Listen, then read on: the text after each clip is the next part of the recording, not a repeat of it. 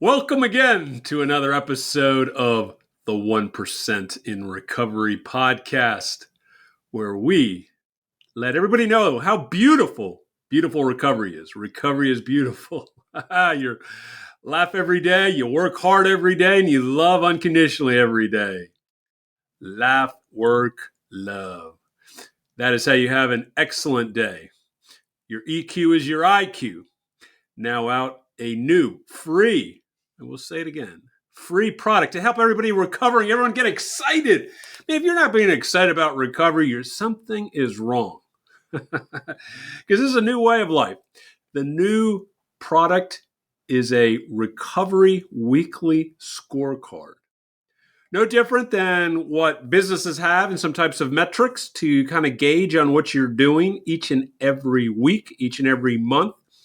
This way, I am helping people stay recovered. Do not even think about relapse, because if you're doing everything that's on that scorecard weekly, there is no way you are relapsing, because you're not going back. You're not going into the sickness. You're going forward into the recovery, into the beautiful life. So remember, go on the website, lifeiswonderful.love, Love, and you will find the scorecard. You can also email me, Hugo V, at lifeiswonderful.love. All this is going to be in the show notes.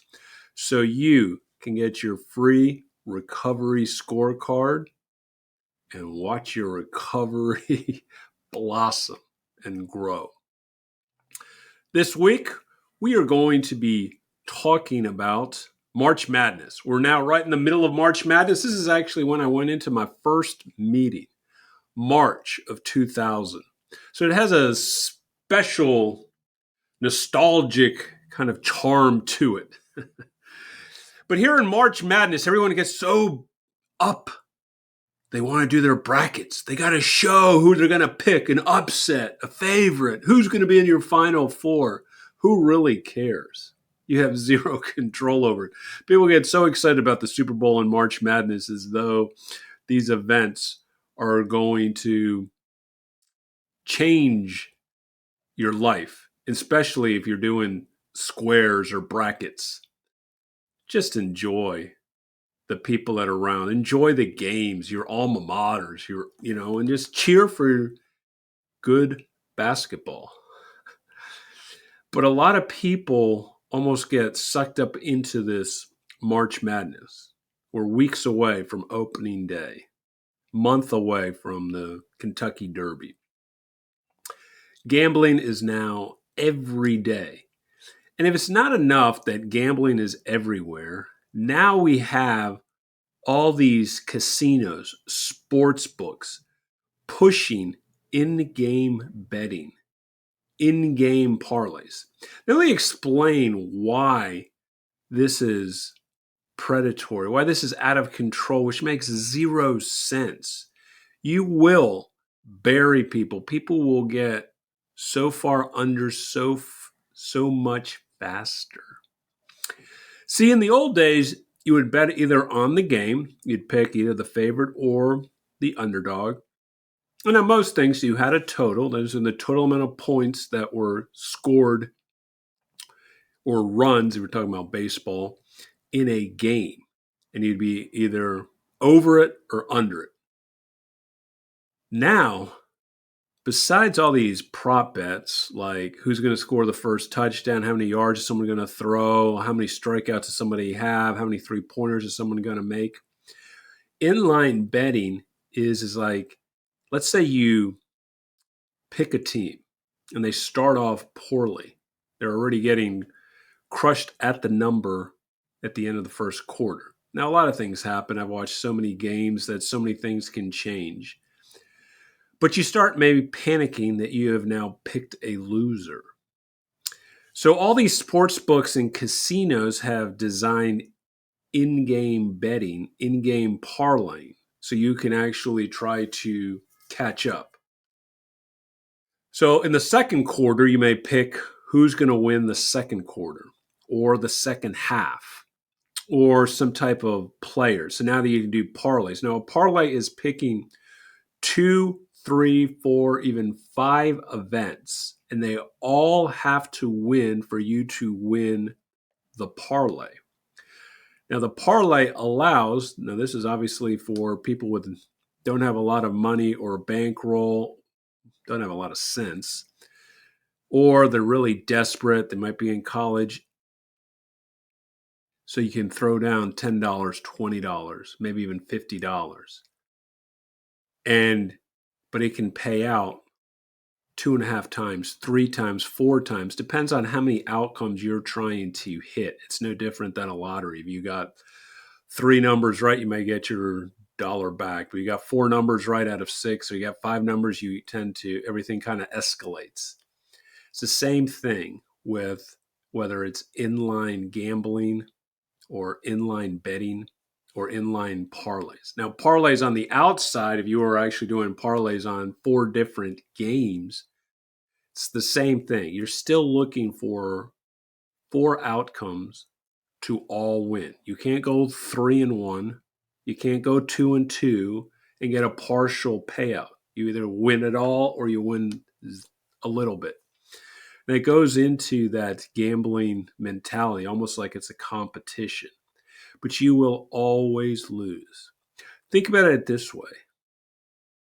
If gambling got you into the hole that you're in, what makes you think gambling is going to get you out of the hole?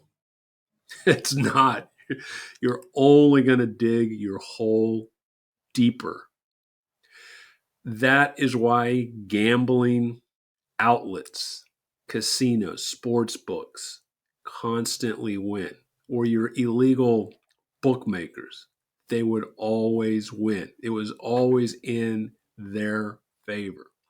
And unfortunately, a lot of people just don't want to realize that the fact is that they will continuously lose. They almost think that, no, I'm going to do better next week. I'm just going to study harder.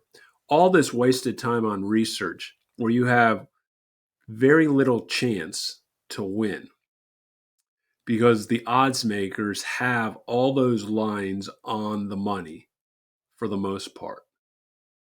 And that means that so many games go one way or the other in the last 5 minutes, in the last 2 minutes, even in the last 5 seconds. And you see this over and over again. They know what they're doing. I keep saying this all over time, every week.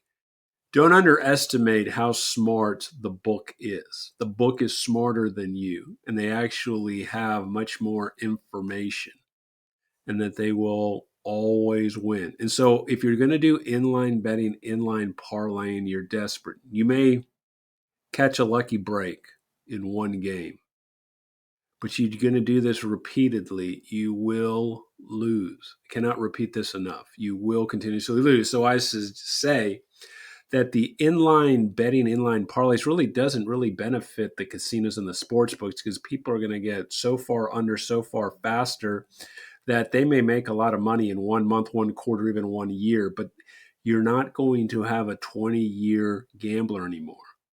These gamblers will only last 2, 3, maximum 5 years. That I can know that just by the numbers. I don't even have to do any types of actuary tables or any types of statistics. I just know this from experience. I've listened and watched sports for over 50 years. It's not going to change. So keep your money.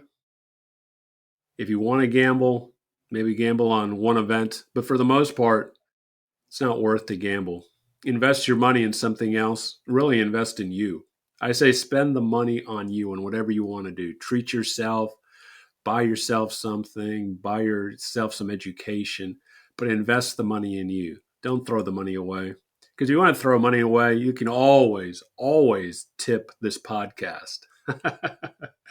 This podcast is free, but we do accept tips. So if you're willing to gamble and throw away money, hey, just tip your favorite podcaster because I'm going to talk about every single topic and I'm going to bring in guests that know what they are talking about that can help you and understand this whole thing called gambling, sports betting, gaming, any other word you want to use.